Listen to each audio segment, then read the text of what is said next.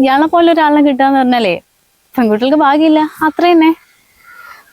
സത്യം പറയാലോ, എനിക്ക് നിങ്ങളെയും നിങ്ങളുടെ വീട്ടുകാരൊക്കെ ഭയങ്കരമായിട്ട് ഇഷ്ടപ്പെട്ടു. പക്ഷെ എന്ത് കാര്യം, അച്ഛനും അമ്മയ്ക്കും നമ്മളെക്കാൾ വലിയ സ്റ്റാറ്റസ് ഉള്ളവരെ നോക്കുന്നത്. അല്ലെങ്കിലും ഇപ്പൊ അവിടെ നടക്കുന്ന കല്യാണാലോചനയൊന്നും അല്ലല്ലോ, ബിസിനസ് തന്നെയാ. നമ്മുടെ ആഗ്രഹമൊന്നും ആർക്കും വേണ്ട.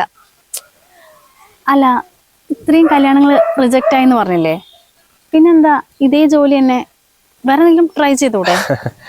വേറെ ജോലിയൊക്കെ നോക്കണതൊക്കെ ഉണ്ടായിരുന്നു. പക്ഷെ ഞാൻ ആകെ ഒരു 10ാം ക്ലാസ് വരെ പഠിച്ചിട്ടുള്ളൂ.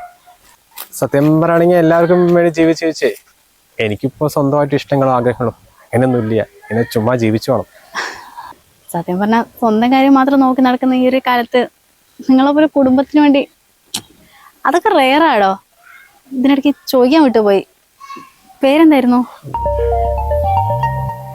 അമ്മ വിളിക്കുന്ന, ഒരു മിനിറ്റ്. ആ അമ്മ ആണോ? അതമ്മ ഇങ്ങോട്ട് വന്നു, ഞാനിവിടെ ഉണ്ട്. ആ ശരി, പോവാ. എന്താ പ്രശ്നം? ഒന്നുമില്ല, എന്നാ ഞാൻ പോട്ടെ.